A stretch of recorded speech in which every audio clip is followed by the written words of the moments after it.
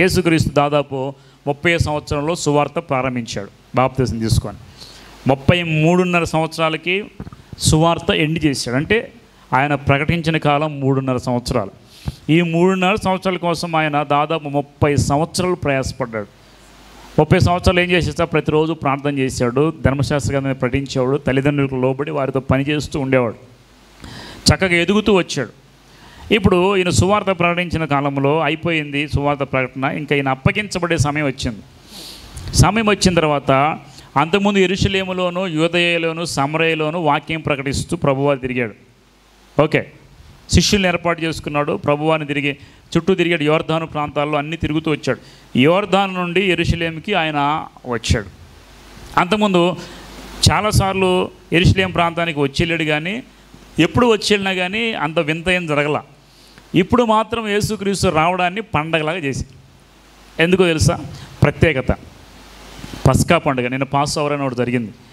పస్కా పండుగ సమయంలో దేవుడు యెరూషలేముకు తిరిగి వస్తాడు. యోర్దాను నుండి ఆయన వస్తూ ఉంటే పస్కా పండుగ ఉంది, యేసుక్రీస్తు అద్భుతాలు చేస్తున్నాడు.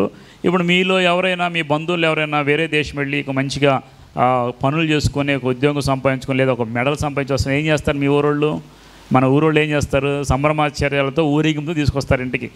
అదే రీతిగా యేసుక్రీస్తు వారు కూడా అద్భుతాలు చేశారు. ఆయన సువార్త గురించి అంతా ప్రబలిపోయినప్పుడు యేసుక్రీస్తు వారిని వాళ్ళు ఏం చేశారంటే ఊరేగింపుగా తెద్దాం అనుకున్నారు. నేను ఆ ప్రాంతంలో తిరిగా.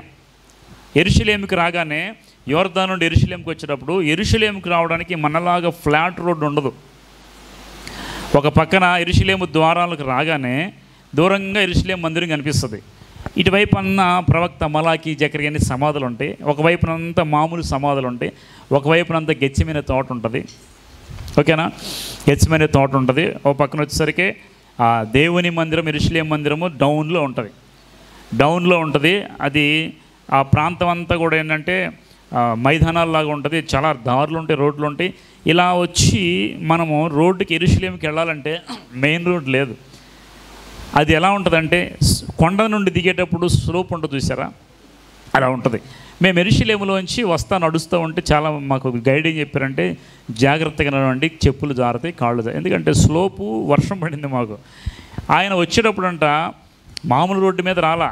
యెరూషలేము మందిరానికి వెళ్ళేటప్పుడు, యెరూషలేము వీధుల్లోకి వచ్చేటప్పుడు అవన్నీ కూడా మీరు కొండలెక్కి దిగేటప్పుడు, కొండల మీద పట్టణాలు ఎలా ఉంటాయి చెప్పండి? యెరూషలేము ప్రాంతం అంతా కొండల మీదే ఉంటుంది. కాబట్టి ఆ కొండల మీద నుండి గాడిదనెక్కి నడుచుకుంటూ వస్తున్నారు.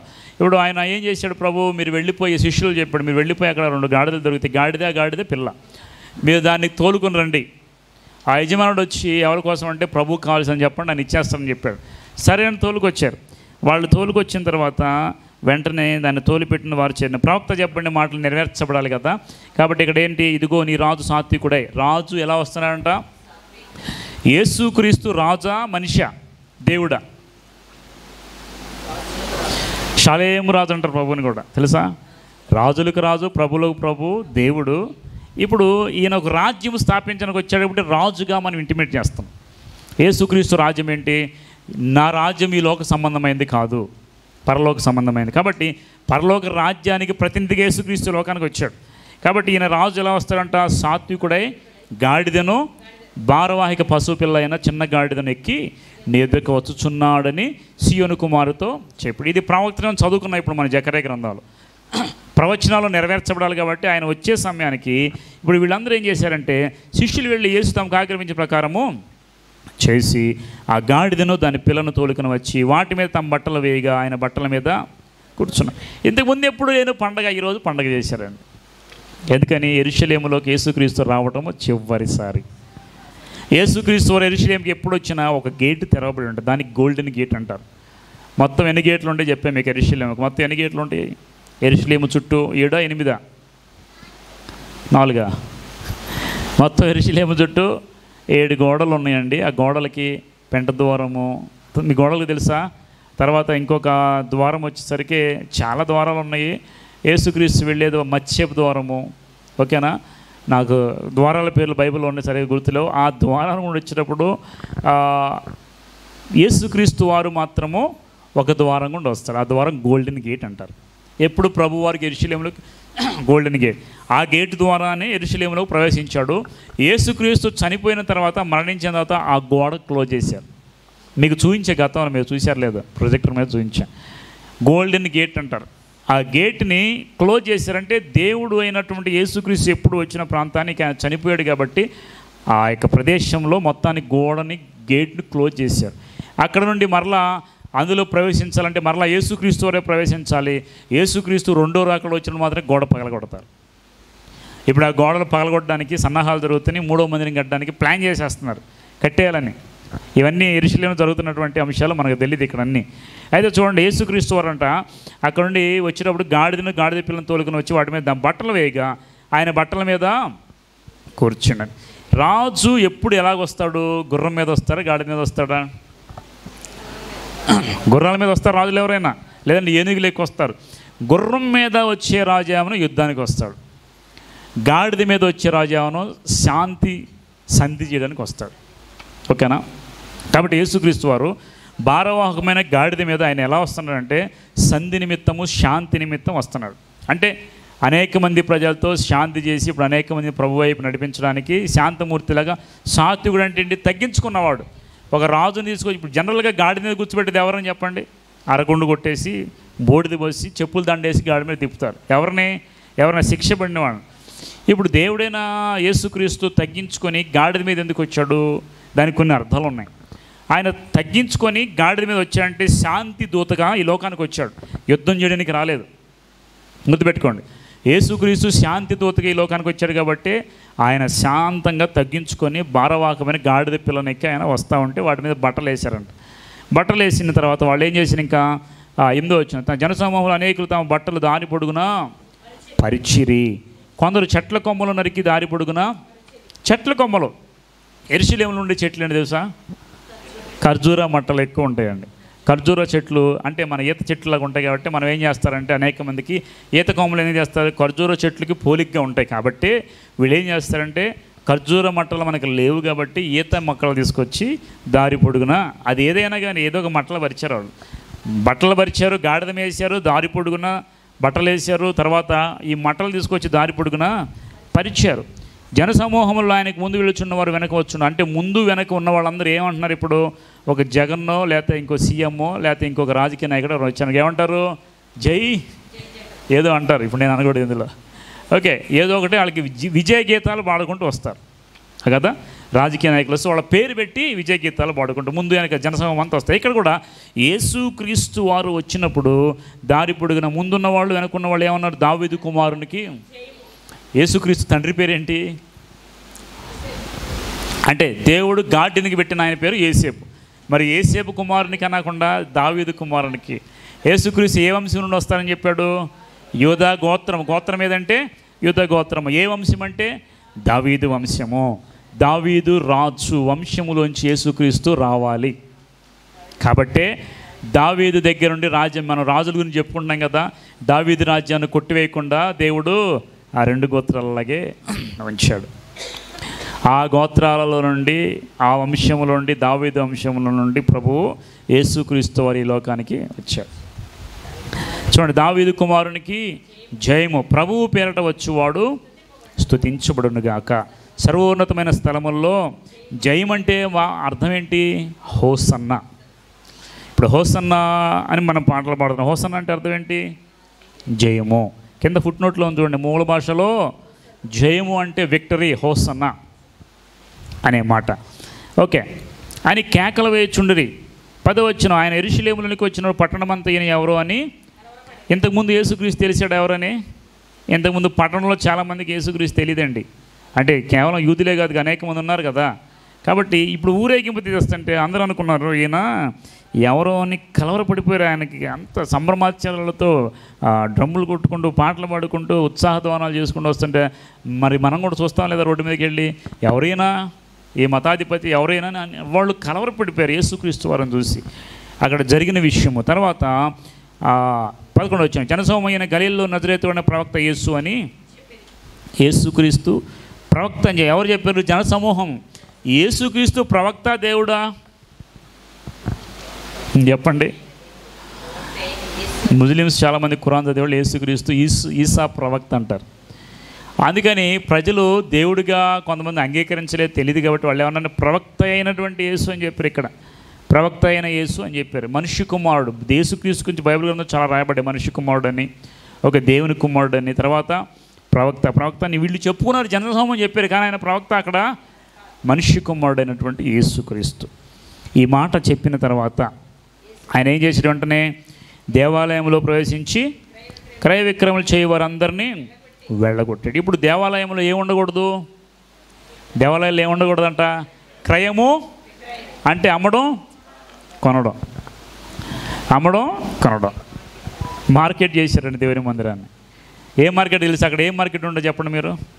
గొవ్వలు అమ్మడం, పావురాలు అమ్మడం, రోకలకి పిచ్చుకలు అమ్మడం. ఎందుకంటే లోపల బలిస్తారు కదా, వీడిని తీసుకెళ్ళి బలిస్తారు. ఇక ఈ బిజినెస్లు ఎక్కువైపోయినాయండి. కాబట్టి యేసుక్రీస్తు చూసి, ఇదిగో నా మందిరం సమస్త జనులకు ప్రార్థన మీ కానీ దీన్ని మీరు ఏం చేశారు? దొంగల గుహగా అమ్మకాలకు పెట్టేశారు. కాబట్టి దేవునికి కోపం వచ్చేసింది. యేసుక్రీస్తు వారు కోపం వచ్చేసి ఒక కొరడ తీసుకొని వాళ్ళందరినీ కొట్టాడు. చూడండి, మీరు కరుణమయుడు సినిమాలు చూసుంటారు కదా, అందులో చూసారా? కొరడ తీసుకొని అందరిని కొట్టి బయటికి తరిమేస్తాడు. రోకల మార్చు వారి గోలములు పీఠములు పడద్రోసి 13 నా మందిరము దేవుని మందిరం. ఎప్పుడు ఏ మందిరం అంట? ఇంకో చోట నా మందిరం సమస్త జనులకు ప్రార్థనా మందిరం అని రాయబడింది. సమస్త జనుల క్రైస్తవుల యేసుక్రీస్తు ఏది చెప్పినా సమస్త జనులు, సర్వలోకమునకు. విన్నారు లేదా? ఇదిగో ప్రజలందరికీ కలగో మహా సంతోషకరమైన సువర్తమానము, ప్రయాసపడి భారం మోయిచున్న సమస్త జనులారా. ఇక్కడ నా మందిరము సమస్త జనులకు ప్రార్థన మందిరం. నా మందిరం ఇక్కడ ప్రార్థన మందిరం రాయబడి ఉంది. అయితే మీరు దీన్ని దొంగల గుహగా గుడ్డివారు కుంటివారు దేవాలయంలో ఆయన ఎదుకు రాగా ఆయన వారిని ఏం చేశాడంట? స్వస్థపరిచాడు. ఆ రోజు ఇంకా ఆయన ఏం చేశాడంటే అనేక మంది ప్రభు దగ్గరికి వస్తే అందరినీ కూడా, ఆ రోజు జరిగిన విషయాలు మనం జ్ఞాపకం చేసుకుంటాం, అందరినీ కూడా స్వస్థపరిచాడంట. అందరినీ స్వస్థపరిచాడు. తర్వాత 15 వచనం, కాగా ప్రధాన యాజకులు శాస్త్రులు ఆయన కొరకు చేసిన వింతలను దావీదు కుమారుని జయమని దేవాలయంలో కేకలు వేచిన చిన్నపిల్లని చూసి కోపంతో, ఇప్పుడు కోపం వచ్చింది ఒక బ్యాచ్కి. ఎవరాళ్ళు? శాస్త్రులు, ప్రధాన యాజకులు, పరిసయ్యులు. యేసుక్రీస్తు మనిషి కుమారుడిగా దిగి వచ్చి ఆయన ధర్మశాస్త్రాన్ని కృప గురించి చెప్తుంటే వీళ్ళు ధర్మశాస్త్రం చదివిన ధర్మశాస్త్రోపదేశకులు చిన్నపిల్లలందరూ ప్రభువును స్తుతిస్తుంటే వాళ్ళ కడుపులో ఏమైంది? ఇప్పుడు మంట వచ్చేసిందండి. సౌలుకు వచ్చింది చూసారు అసూయ. దావీదుకు 10,000, సౌలుకు 1000. సౌలు ఏమనుకున్నాడు? తన హృదయంలో విషపు చూపు నిలిపాడు. కాబట్టి ఇక్కడ కూడా ప్రభువును స్తుతిస్తుంటే చంటి పిల్లలు వీళ్ళందరూ ఏమన్నారంట? కోపంతో మండిపడి 16వ వచనం, వీరు చెప్పుచున్నది వినుచున్నావా అని ఆయన అడిగిన. అందుకు యేసు, వినుచున్నాను. బాలు రేక్కయు చంటి పిల్లలు ఎక్కే నోట స్తోత్రము సిద్ధింపచేసి తిని. ఇక్కడ ఇంకో విషయం తెలుసా? వీళ్ళందరూ హోసన్నా జయము అని ఎవరు చెప్పారు? పాటలు పని ఎవరని చెప్పారా? యేసుక్రీస్తును చూడగానేనంట వీళ్ళందరూ హోసన్నా జయమని పాడేశారు. వారి నోట స్తోత్రములను సిద్ధింపచేసి తిని అంటే వారి నోట స్తోత్రం పెట్టింది ఎవరు? దేవుడే. ఎవరు చెప్పలేదు వాళ్ళకి, కానీ దేవుడే వాళ్ళ నోట స్తోత్రం అని మాట మీరు ఎన్నడూ చదవలేదని వారితో చెప్పి పట్టణం విడిచి బయలుదేరి బేతనియకు వెళ్ళిరి. బయలుదేరి ఎక్కడికి వెళ్ళారు? మరలా అది అయిపోయింది, మందిరంలో పని చూసుకున్నాడు. ఇక అక్కడ నుండి స్టార్ట్ అయింది ప్రభువుని అప్పగించే పని. ఇదంతా హోలీ వీక్ అంటారు. రేపటి నుండి, రేపు సోమవారం నుండి శుక్రవారం వరకు ఏం వీక్ అంటారు? హోలీ వీక్. హోలీ వీక్ అంటే ఇప్పుడు ఆయన పస్కా పండుగ అయిపోయింది, తర్వాత ఆయన బేతనికి వెళ్ళిపోతారు. అక్కడ తర్వాత యేసుక్రీస్తు ప్రభురాత్రి భోజనం చేస్తూ ఉంటాడు. ఆయన మీరు నన్ను ఒకళ్ళు అప్పగిస్తున్నారు, పోండి, ఎవరైతే చేస్తారో మీరు వెళ్ళి నా పని మీరు చేయండి అంటే నేనా ప్రభు అంటాడు. యోధా ఒకడు లేచి నేను కాదు కదా ప్రభు అని వెళ్ళిపోయే వాళ్ళని యేసుక్రీస్తు అప్పగించేస్తాడు. యేసుక్రీస్తుని ఎన్ని వెండినాళ్ళకి అప్పగించాడు? 33.5 యేసు వయసు, నాకు 33.5 ఏమంటే వాళ్ళు ఏమంటారు తెలుసా? 30 సంవత్సరాల దాకా ఆయన మమ్మల్ని బాధ పెట్టలేదు, ఈ 3.5 సంవత్సరాలే బాధ పెట్టాడు. ఇప్పుడు యేసుక్రీస్తుని అప్పగించింది ఎవరు? అన్యులా, యూదులా? మీరు చెప్పండి. యేసుక్రీస్తుని అప్పగించింది ఎవరు? పక్కనే ఉన్న యోధా ఫస్ట్. ఆయన శిష్యుల్లో ఒకడే ప్రభువుని అమ్మేశాడు. యేసుక్రీస్తుని సిలువేయడానికి అప్పగించింది ఎవరు? యూదులే, సొంత జనాంగమేనండి. యేసుక్రీస్తు ఎవరికైతే ప్రయాసపడి ఎవరి కోసం సువార్త చెప్పాలని ఈ లోకానికి వచ్చాడో ఆ యూదులే ప్రభువుని అప్పగించారు. ఈవెన్ పిలాతు కూడా ప్రభువుని చూసి జాలిపడ్డాడు. అయ్యో ఈయన ఎందు నాకు ఏ దోషం కనపట్లేదు, ఈయన చాలా మంచివాడు, ఎందుకు ఈయన సిలువేయటమని అడిగితే ఆయన చెప్పిన మాట కూడా వీళ్ళు అన్యులైనా కానీ మన పట్ల జాలి పడతారేమో కానీ మన వాళ్ళు ఎప్పుడు మన మీద జాలి పడరు. పిలాతు అయ్యో ఈ పాపం నేను ఇలా చేసి నేను ఈ పాపం నా మీద తెచ్చుకోవడం నాకు అవసరమా, కాబట్టి నేనేం చేయాలంటే తీర్పు మాదే అని కేకలు వేశారండి. ఆ రోజు భయంకరమైన కేకలు వేసి ఆయన సిలువేయండి. ఇప్పుడు చూడండి, పిలాతు వాళ్ళని వారించాలని చూశాడు, పిలాతు వాళ్ళని కాపాడాలని, యేసుక్రీస్తుని కాపాడాలని చూశాడు. కానీ పిలాతు అధికారంలో ఉన్నవాడే కానీ ఆయన అధికారం చెల్లిందా? అన్యాయమే గెలిచింది. నిన్న పాస్టర్ గారిని మీరు విన్నారా? నిన్న న్యూస్ వచ్చిందా? పోస్ట్ మార్టం రిపోర్ట్ బయటకు వచ్చింది. ఆయనని పాపం చాలా క్రియేట్ చేసేసి ఆయన మీద నేను పోస్ట్ మార్టం రిపోర్ట్ ఇచ్చారు. ఏమి ఇచ్చారన్న? Drunk and drive. ఆయన చాలా దారుణమైన వ్యక్తిగా చేసి చిత్రీకరించారు. అంటే ఆ రోజు యూదుల కేకలు ఎలాగైతే గెలిచాయో ఈరోజు కూడా వాళ్ళ కేకలే, అన్యాయపు కేకలే గెలిచాయి. న్యాయం అనేది చేతులు కడుక్కుందండి. న్యాయం అనేది అసలు బయటికి కూడా రాలేదు. కానీ ఒకటి, దేవుడు న్యాయము. పిలాతు ఏం చేశాడు? ఆ కీడు నా మీదకి నా పిల్లల మీదకి రాకూడదని ఆయన ఎంత చెప్పినా వాళ్ళు వినట్లేదు. మీ ఇష్టానికి మీరు చేసుకుని చేతులు కడుక్కున్నాను అంటే ప్రభువు ముందు ఆయన నా తప్పేం లేదు ప్రభు, వాళ్ళే కోరుకోండి, నేనేం చేయలేను, నన్ను క్షమించని దేవుని క్షమాపణ అడిగాడు.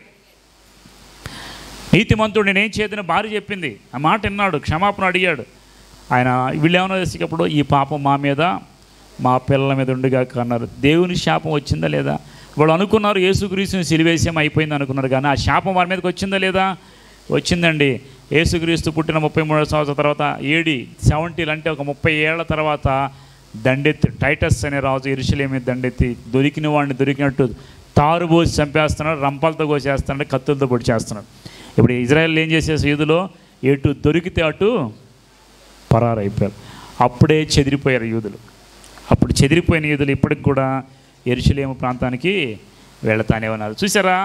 దేవుని ప్రవక్తలను, దేవుని సేవకులను రాళ్లబెట్టి కొట్టి చంపేసి వాళ్ళని ఇష్టానుసారంగా చేసి యేసుక్రీస్తుని సిలువేశారు. మేము క్రీస్తుని చంపగలిగాం అనుకున్నారు, కానీ సువార్త ఆగిందా? యేసుక్రీస్తు అప్పటికే 12 మంది శిష్యులకు ట్రైనింగ్ ఇచ్చాడు. మరలా వీళ్ళు ఎక్కడ నన్ను చంపేశారు కాబట్టి వీళ్ళు భయపడిపోయి దాక్కుంటారు అనుకుని ప్రభువు మరలా చనిపోయిన తర్వాత డైరెక్ట్గా పరలోకానికి వెళ్ళకుండా 40 రోజులు భూమి మీద ఉన్నాయి. ఎందుకు తెలుసా? వాళ్ళని బలపరచడం కోసం. చూడండి, నిజంగా దేవుడు ఈరోజు మనల్ని ఎంతగా ప్రేమించి మన కోసం దిగి వచ్చాడు తెలుసా? ఇప్పుడు కొన్ని విషయాలు, ఇక్కడ ఉన్న విషయాలు మనం జ్ఞానం చేద్దాం. ఇప్పుడు గాడిద పిల్ల, గాడిద అనేది అసహ్యమైన జంతువు, దేవుని దృష్టిలో అపవిత్రమైన జంతువు. గాడిద తెలుసా? బరువులు మోయడానికి ఉపయోగపడుతుంది. ఎవరైనా అవమానించాలంటే ఒక మనిషిని గాడిద మీద కూర్చోబెట్టి అవమానిస్తారు. కానీ అలాంటి గాడిదని యేసుక్రీస్తు ఎంచుకుని ఏం చేసేసి ఎక్కడ తీసుకొచ్చాడు సార్? యెరూషలేము దేవాలయానికి. దీన్ని బట్టి మనం ఆత్మీయంగా ఏం నేర్చుకోవాలంటే, పాపులమైన మనలను, అపవిత్రమైన మనల్ని దేవుని మందిరంలోకి యాజకులే వెళ్ళాలి, ఎవరు వెళ్ళకూడదు. తెలుసుగా మీకు? ఆవరణము, పరిశుద్ధ స్థలము, అతి పరిశుద్ధ స్థలం. అతి పరిశుద్ధ స్థలం ఎవరు రావాలి? యాజకులే రావాలి. అపవిత్రమైన మనలాంటి మనుషులు రావడానికి వీలు లేదు. కాబట్టి అపవిత్రమైనటువంటి గాడిదని ఎక్కి ఆ యెరూషలేము మందిరంలోకి తీసుకొచ్చాడు. దాని అర్థము, దేవుడు నిన్ను నన్ను దేవుని మందిరంలోకి, అతి పరిశుద్ధ స్థలంలో తీసుకొని రావడానికి అది ఒక సూచన. అపవిత్రమైన వారిని పవిత్రపరచడానికి, విలువ లేని వారిని విలువ తీసుకొని రావడానికి. కొన్ని దేవాలయాలకు, మందిరాలకు వెళ్ళండి, మీరు ఫలానా కులం వాళ్ళు రావడానికి వీల్లేదు, మీరు చిన్నవాళ్ళు ఇక్కడికి రావడానికి వీల్లేదని తోసివేస్తారు. కానీ మన దేవుడు అయిన యేసుక్రీస్తు వారు అపవిత్రమైన మనలను, పనికిరాని మనలను, ఆ లెక్కలో లేని మనల్ని తీసుకొచ్చి ఎక్కడ కూర్చోబెట్టాడు? దేవుడు మందిరంలో కూర్చోబెట్టాడండి. అందుకే అనేక మంది క్రీస్తు కోసం ఆకర్షించబడి క్రీస్తుని నమ్ముకుని, ఎందుకు తెలుసా? హక్కుని తీర్చుకుంటాడు. No limitation. ప్రభు చెప్పాడు, ప్రయాసపడే భారమైన సమస్యలు నా ఎదుకు రండి, నేను మీకు విశ్రాంతిని ఇస్తానన్నా. అంటే దాని అర్థమైంది, ఎవరైనా ప్రభు దగ్గరికి రావచ్చు. మీరు ఫలానా క్యాస్ట్ వాళ్ళు, ఫలానా కొన్న వాళ్ళు, తక్కువ వాళ్ళు, ఎక్కువ వాళ్ళు అని ఏమి ఉండదండి ప్రభు దగ్గర. ఎవరినైనా ప్రేమించగలిగిన వాడు దేవుడు. అందుకే ఆయన ఏం చేశారంటే, ఆ యొక్క గాడిదను ఎక్కి లోపలికి అపవిత్రమైన మనల్ని అతి పరిశుద్ధ స్థలంలోకి నడిపించడానికి గుర్తుగా దేవుడు గాడిదని ఎక్కి వచ్చాడు. ఇంకొక గాడిద ఏంటంటే అక్కడ ఆ గాడిద అపవిత్రమైన జంతువుకి గుర్తు. కాబట్టి దాన్ని తీసుకొచ్చి మనల్ని దేవుడు ఏం చేశాడు? పరిశుద్ధ స్థానంలో నిలిపాడు. ఇంకొక విషయం, యేసుక్రీస్తు గాడిద మీద ఎందుకు వచ్చారంటే, ఆ గాడిద మీద రావటం వల్ల దేవుడు దాన్ని ఎలాగ తీర్మానించాడంటే శాంతిదూతగా వచ్చాడు. ఇదే యేసుక్రీస్తు మరలా రేపు రాబోతున్నాడు. గాడిద మీద వస్తాడా? ఎలా వస్తాడు యేసుక్రీస్తు వారు? గాడిద మీద వస్తారా? గర్జించు సింహం వల్లే దేని మీద ఎక్కువ వస్తాడు? గుర్రం, తెల్లటి గుర్రాన్ని ఎక్కి ఆయన యుద్ధము చేయడానికి ఇప్పుడు శాంతి చేయడానికి రాబోతున్నాడు, తర్వాత యుద్ధము చేయడానికి రాబోతున్నాడు. ఆయన పరలోకం నుండి తెల్లటి గుర్రం ఎక్కి పరిశుద్ధ సమూహాన్ని తీసుకొని భూమి మీదకి, ఇదిగో ఆయన మేఘారుడై వచ్చుచున్నాడు. ప్రతి నేత్రం ఆయనను వచ్చి భూమి మీద యుద్ధం చేస్తాడండి. ఇప్పుడు వరకు ప్రభు శాంతి దూతగా వచ్చాడు, కానీ తర్వాత ఆయన ఏం చేస్తాడు? యుద్ధం చేయడానికి వస్తాడు. కాబట్టి యుద్ధము చేయడానికి ఇప్పుడు రాలేదు కాబట్టి ఆయన గాడిదను ఎక్కువ. ఇప్పుడు గాడిదనికి మనకు గుర్తుగా తీసుకోండి, మనకి ఏమంటారంటే సాదృశ్యంగా తీసుకోండి. పనికిరాని గాడిద మీద ప్రభు ఎక్కడం వల్ల గాడిదకి ఏం వచ్చింది? వెలుగు వచ్చింది. గాడిద మీద ఏం పరిచారు? వస్త్రాలు పరిచారు. అవునా? యేసుక్రీస్తు కూడా మనకి నీతి అనే పైబట్టను రక్షణ వస్త్రాలను ఇచ్చాడు. ఇచ్చిన తర్వాత మనం ఎటు వెళితే అప్పుడు వాళ్ళు ఏం చేస్తున్నారు? కార్పెట్లు వేస్తున్నారు. అంటే గాడిదకి వేసాడు కార్పెట్లు, దేవునికి వేసాడా? గాడిద మీద ఉన్న దేవునికి. మనకి ఎప్పుడైతే మన మీద యేసుక్రీస్తు వారు ఉంటారో, మనలో క్రీస్తు వారు ఉంటారో, అప్పుడు దేవుడు మనకు విలువిస్తాడు. మీరు ఎక్కడికి వెళ్ళాలండి ఘనత వచ్చేస్తుంది. మీరు ఎక్కడికి వెళ్ళాలండి మిమ్మల్ని గౌరవిస్తారు. క్రీస్తు పేరిట వచ్చే వాళ్ళని గౌరవిస్తారా లేదా? దేవుడు అలాంటి పనికిరాని మనల్ని తీసుకొచ్చి దేవుడు గౌరవంగా సూచించడానికి గాడిదని ఏర్పాటు చేసుకొని ఆ యెరూషలేము ప్రాంతానికి దేవుడు గాడిద మీద వచ్చినట్టు మనం చూస్తున్నాం. ఆ రోజు జరిగిన అంశాలు ఏంటని మనం ఆలోచిస్తే, ఇంక ప్రభు గారు ఇవన్నీ ఎందుకు ఇలా చేశారని ఆలోచిస్తే ఒక మర్మం ఏంటంటే, యేసుక్రీస్తు వారు గాడిద మీద వచ్చారా, గాడిద పిల్ల మీద వచ్చారా? గాడిద పిల్ల మీదే. యేసుక్రీస్తు వారు 2 గాడిదలు ఇచ్చారు కదా, గాడిద మీద వచ్చారు, గాడిద పిల్ల మీద వచ్చాడా? ఇక్కడ వాక్యంలో ఉంది చూడండి, గాడిద పిల్లనే ఉందా? 5వ వచనం, ఇదిగో నిరాశాతుడే గాడిదను బారువాగా పశువు పిల్లవైన చిన్న గాడిదని ఎక్కి నీద్దకు. ఎందుకు ఒక గాడిద పక్కన ఉంటే చిన్న గాడిద పిల్ల మీద వచ్చాడు? నేను ఒక విషయం చెబుతానండి. యేసుక్రీస్తు వారు గాడిద పిల్ల మీద వచ్చినప్పుడు ఆయన అది వస్తుంది, ఆగిపోయిందా చూడండి, ఆగిపోతే ఆంచం. యేసుక్రీస్తు వారు గాడిద పిల్ల మీద వస్తూ ఉన్నప్పుడు ఏం జరిగిందంటే, చిన్న గాడిదని ఎక్కాడు, కానీ పెద్ద గాడిద ఎందుకు కాళ్ళకి ఉంది? ఆత్మీయంగా మనకు తెలియని ఒక మర్మం ఏంటంటే, పెద్ద గాడిదేమేనంట తండ్రి అయిన దేవుడు యెహోవా, తండ్రి అయిన దేవుడు ఆసీనుడైనాడంట. ఓకే, చిన్న గాడిద పిల్ల మీద యేసుక్రీస్తు వారు ఉన్నారంట. పరిశుద్ధాత్మ దేవుడేమో చంటి పిల్లల నోట స్తోత్రం సిద్ధింపజేసి యేసుక్రీస్తుని ఆ రోజు రాజుగా పట్టాభిషేకం చేశారంట. అర్థమవుతుంది అందరికీ? తండ్రి దేవుడు, కుమారుడైనటువంటి క్రీస్తు, పరిశుద్ధాత్మ ముగ్గురు కలిసి యెరూషలేములో ప్రభువుని సమాధికి, అనగా ఆయన చేసే రక్షణ కార్యాన్ని సిద్ధపరచడానికి ప్రభువుని ఊరేగించారంట. ఆత్మీయంగా చాలామంది సేవకులు ఈ మాట చెప్తూ ఉంటారు. నిజంగా ప్రభు కూర్చున్నది మనకు తెలియదు, కానీ పెద్ద గాడిద అయినటువంటి దాని మీద తండ్రి అయిన దేవుడు, 2వ గాడిద మీద యేసుక్రీస్తు, పరిశుద్ధాత్మ దేవుడేమో ఆత్మూరిపిగా ఉన్నాడు. ఉండి చంటి పిల్లల నోట స్తుతిని సిద్ధింపజేసి వాళ్ళంతటా వాళ్ళే ప్రభు పిల్లడొచ్చానికి జయము. చిన్నపిల్లలను ప్రేరేపించాడు దేవుడు, అంతే. వాళ్ళకి ఎవరు చెప్పలేదండి. వెంటనే వస్త్రాలు పరిచే ప్రభుని ఆ రోజు ఏం చేశారంటే, ఆ రోజు జరిగిన అంశం ఏంటంటే, యేసుక్రీస్తు ప్రభు వారికి పట్టాభిషేకం చేసి యెరూషలేము వీధుల్లో రాజుగా చేశాడు. ఎందుకు పట్టాభిషేకం చేశాడు తెలుసా? ముందు చిన్నపిల్లలకి పట్టాభిషేకం చేస్తారు, తర్వాత వయసు వచ్చిన వాళ్ళు ఏం చేస్తారు? రాజ్యం చేస్తారు. ఇప్పుడు యేసుక్రీస్తును రాజుగా పరిచయం చేసి పట్టాభిషేకం చేశారు. ఇదే యేసుక్రీస్తు మరలా దేవుడి మాటలు దీవించి ఆశీర్వదించి ఫలింప చేయనుగాక. చిన్న ప్రార్థన చేద్దాం. మహాపరిశుద్ధుడైన తండ్రి, మీకు వందనాలు. నీ కృపను బట్టి ఈరోజు ప్రత్యేకంగా ఈ మట్టలాదివారము మేము నేర్చుకోవాల్సిన అంశాలను మాకు తెలియజేసిన ఆత్మీయ అర్థాలు, ఆ గాడిద మేమే, మా మీద మీరు ఉంటేనే మాకు విలువ, మీరు మాలో లేకపోతే మాకు విలువ లేదు ప్రభా. కాబట్టి మేము స్తుతిస్తూ ఆరాధిస్తున్నాం. నీకు మహిమ కలుగునట్లుగా మేము కూడా స్తుతిస్తూ ఉన్నాం. దావీదు కుమారునికి జయము కలుగును గాక. హోసన్న అని ఆ రోజు ఎలాగైతే చంటి బిడ్డలు స్తుతించారో, ఇప్పటికీ అనేక చోట్లైనా మిమ్మల్ని స్తుతిస్తూ ఆరాధిస్తూ ఉన్నారు. వాళ్ళందరూ మీరు బలపరచండి, ఆశీర్వదించండి. మా పట్ల మీరు నిలబడండి ప్రభా, సహాయము చేయండి.